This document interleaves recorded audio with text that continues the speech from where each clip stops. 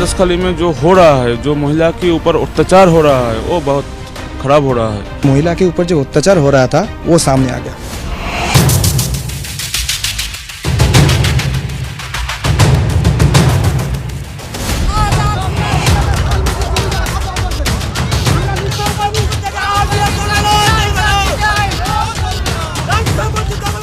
शेख शाहजहां के लोग यहाँ पर दिन प्रतिदिन लोगों पर अत्याचार कर रहे हैं।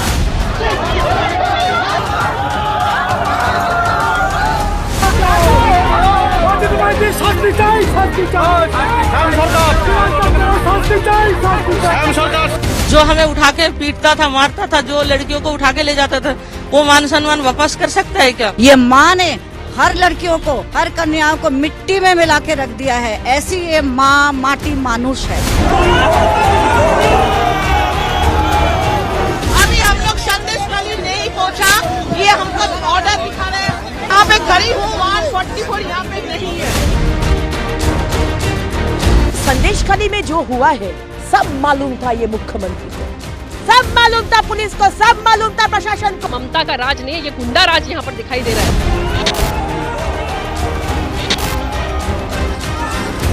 Where is the MP? वो अपने खुद के कॉन्स्टिट्यूंसी में नहीं जाता है और चला गया वो संदेशखाली फोटो शूट करने।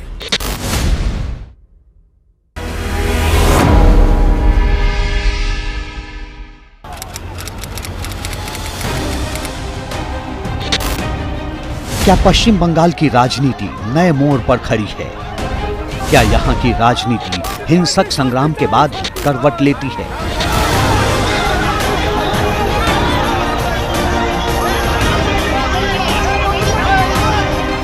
क्या ममता की सबसे बड़ी समर्थक महिलाएं उनसे दूर हो रही हैं?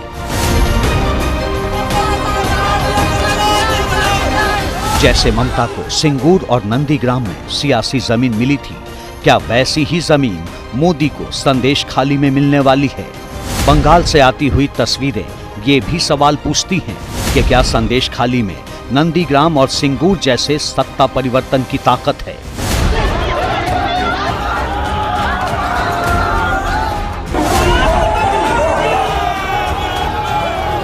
ममता सरकार में धधकते एक शांत गांव से उठे धुएं में कई सवाल उड़ रहे हैं।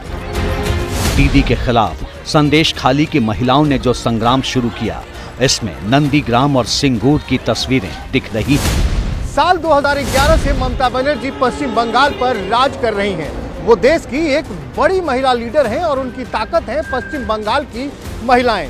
दीदी ने जब लेफ्ट के खिलाफ नंदीग्राम और सिंगूर में संग्राम छेड़ा तो पश्चिम बंगाल की महिलाएं उनके आगे ढाल बनकर खड़ी रहीं।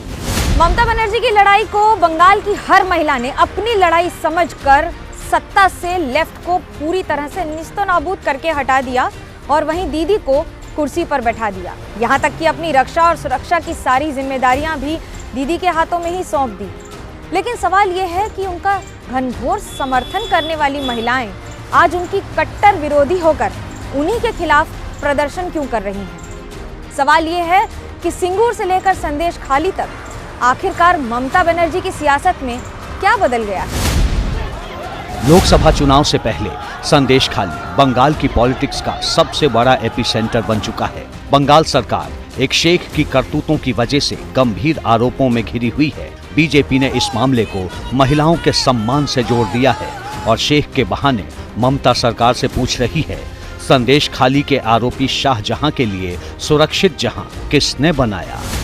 बंगाल का मेन ऑपोजिशन के नाते हम लोग का फर्ज बनता है बेसहारा जो जनता है, खास करके हमारी जो मातृशक्ति है, देवी शक्ति है, लेडीज लोग है, उनका साथ देना हम लोग का ये ड्यूटी है। Where is the MP? वो अपने खुद के कॉन्स्टिट्यूंसी में नहीं जाता है और चला गया संदेशखाली फोटो शूट करने। तो वो लोग का काम है, दिल्ली से उनको इंस्ट्रक्शन आया, प्राइम मिनिस्टर नरेंद्र मोदी जी आ रहा है, तो तब तक ये संदेशखाली इशू उसको अलाइव रखना है।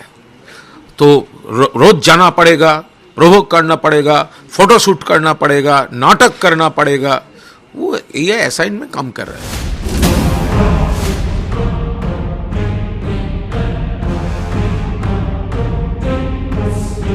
पश्चिम बंगाल के उत्तर 24 परगना जिले का गांव संदेशखाली राजधानी कोलकाता से सिर्फ 70 किलोमीटर की दूरी पर है। यहां से बांग्लादेश सीमा की दूरी महज 10 किलोमीटर है और सुंदरवन डेल्टा 21 किलोमीटर दूर।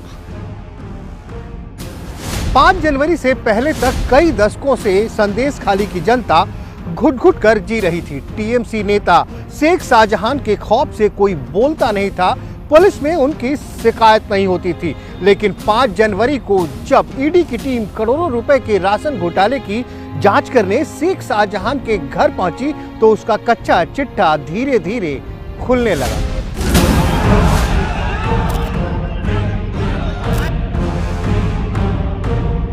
शेख के लोगों ने न सिर्फ ईडी अधिकारियों को घर में जाने से रोका, बल्कि उनके साथ मारपीट भी की।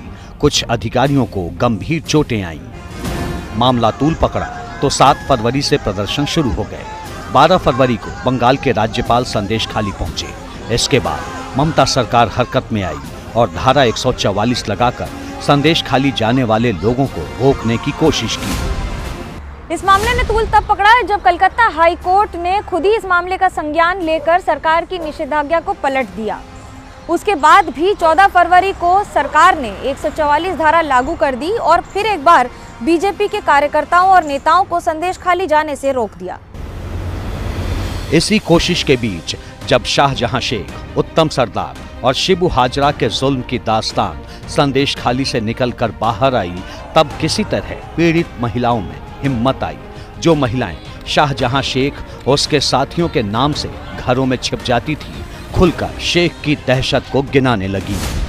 हमें हम अपना जमीन चाहिए, हमारा मान सम्मान जो है वो वापस चाहिए, वो मिलेंगे दोबारा से। जो हमें उठा के पीटता था, मारता था, जो लड़कियों को उठा के ले जाता था, वो मान सम्मान वापस कर सकता है क्या? কোনো দিন না বলে কি ওই শাহজাহানের কাছে যাও, ওই শিবু হাজারের কাছে যাও, এই সব কথা বলেন।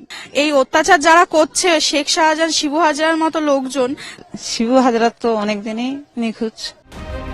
पुलिस ने एक एक कर कई आरोपियों को गिरफ्तार कर सलाखों के पीछे भेजा, लेकिन मुख्य आरोपी शाहजहां शेख न तो ईडी को अभी तक मिला और न ही बंगाल पुलिस को। ऐसे में सवाल है, आखिर किस पाताल लोक में छिपा है संदेशखाली का शाहजहां और उसे कौन बचा रहा है? प्रभावशाली एक लोकल लीडर है, बात तो सही है, लोकल लीडर है, इसके ऊपर बहुत सारे वोट डिपेंड करता है। बंगाल में 30% के करीब मुस्लिम मतदाता है, जिसके एक जगह पे जो नेता का आप नाम लिया उसका काफ़ी प्रभाव है। डरते तो है जैसे, लेकिन धीरे धीरे ममता ने बाकी ऐसे नेता जिसके ऊपर डिपेंडेंट थे उसको फिर भी उनसे हट गया है। ममता की राजनीति हमेशा फ्रंट फुट पर आकर खेला करने की रही है, लेकिन महिला सुरक्षा के मुद्दे ने उनके सामने बड़ा सवाल खड़ा कर दिया है। मुख्यमंत्री खुद महिला हैं। बशीरहाट लोकसभा, जिसमें संदेशखाली गांव है, वहां की सांसद नुसरत जहां भी महिला है। बशीरहाट के 54% मतदाताओं ने नुसरत जहां को 2019 में अपना सांसद चुना था। ममता बनर्जी के नाम पर नुसरत जहां को वोट करने वालों में महिलाओं की संख्या बड़ी थी, लेकिन संदेशखाली में जब महिलाओं पर ही संकट आया तो दोनों की चुप्पी महिला प्रतिनिधित्व से महिलाओं की सुरक्षा होने के दावे पर सवाल खड़ा करती है। ममता बनर्जी अकेला ही महिला मुख्यमंत्री है, इसलिए अभी एक राज्य के लिए आप नहीं बोल सकते कि सारे महिला असुरक्षित है, ऐसे नहीं है। एक घटना जो हुई है, ये घटना निश्चित तौर पे तृणमूल कांग्रेस सरकार के ऊपर सवाल उठाता है कि क्या गवर्नेंस हो रहा है ठीक से कि नहीं। इस तरह से मैं मानता हूं कि अगला लोकसभा चुनाव का पहले बहुत बड़ा मुद्दा बनने जा रहा है। ये इसको इग्नोर करना ममता बनर्जी के लिए नुकसानदायक होगा। जिस आधी आबादी के दम पर दीदी 2011 से अब तक का सियासी सफर डंके की चोट पर तय करती आ रही हैं, उन्हीं महिलाओं की पीड़ा को बीजेपी ने मुद्दा बना लिया है।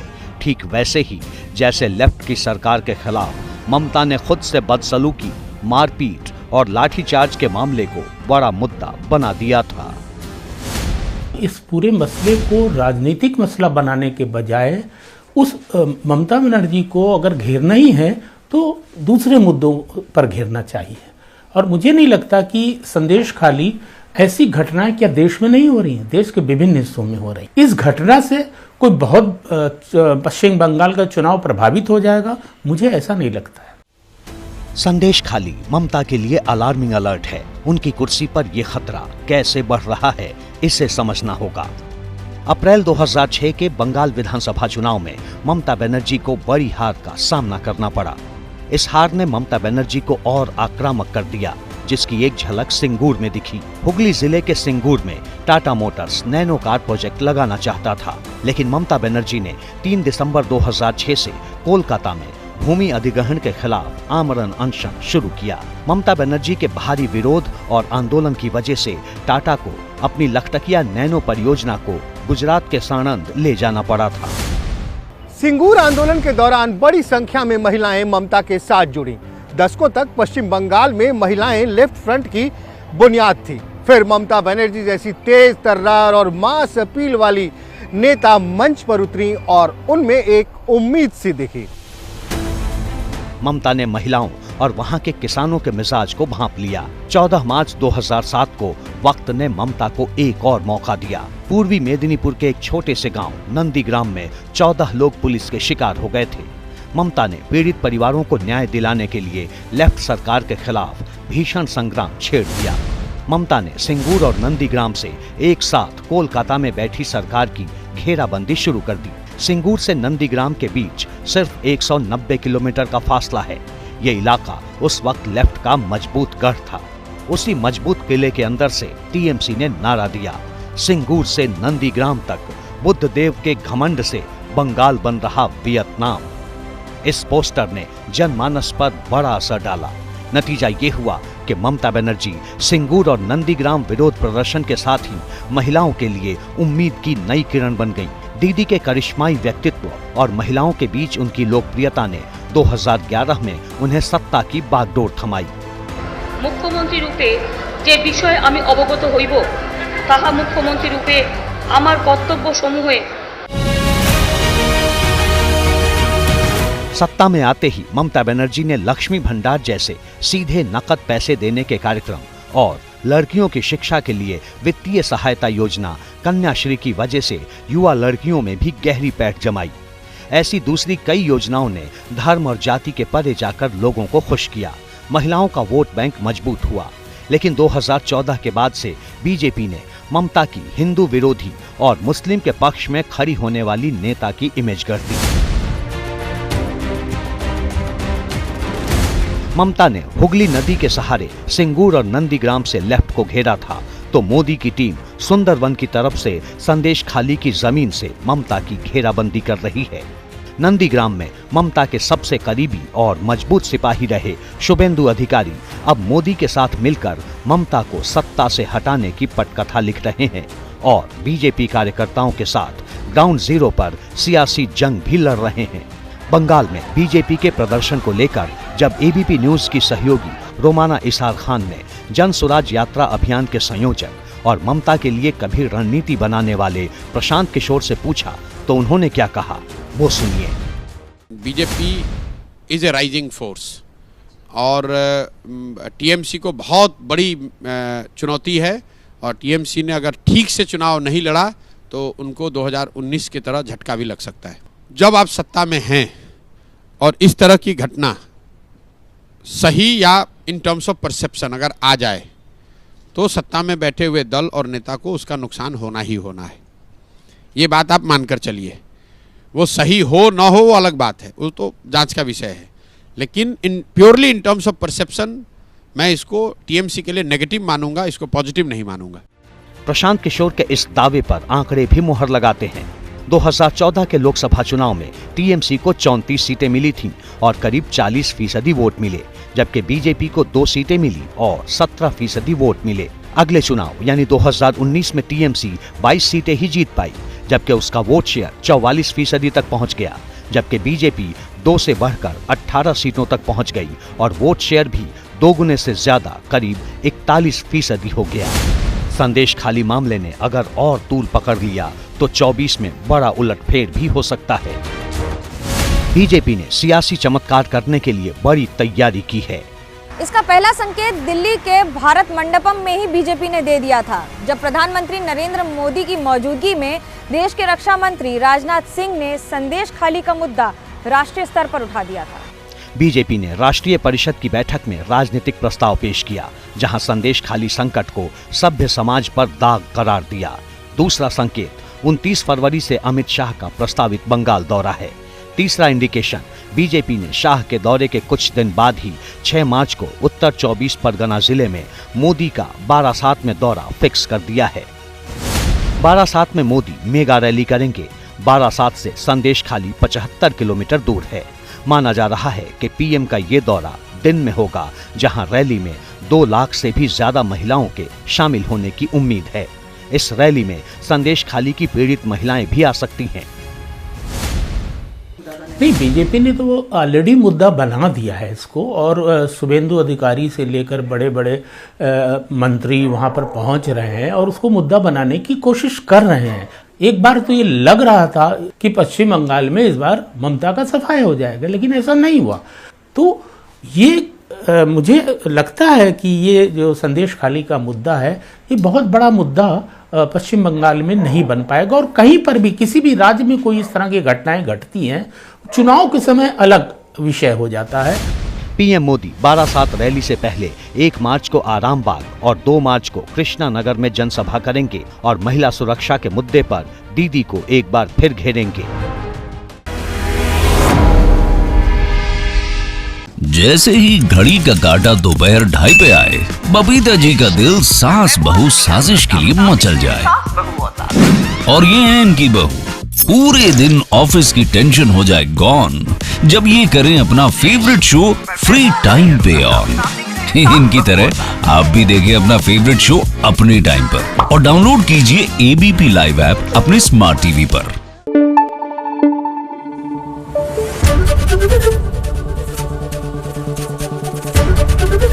एबीपी न्यूज आपको रखे आगे।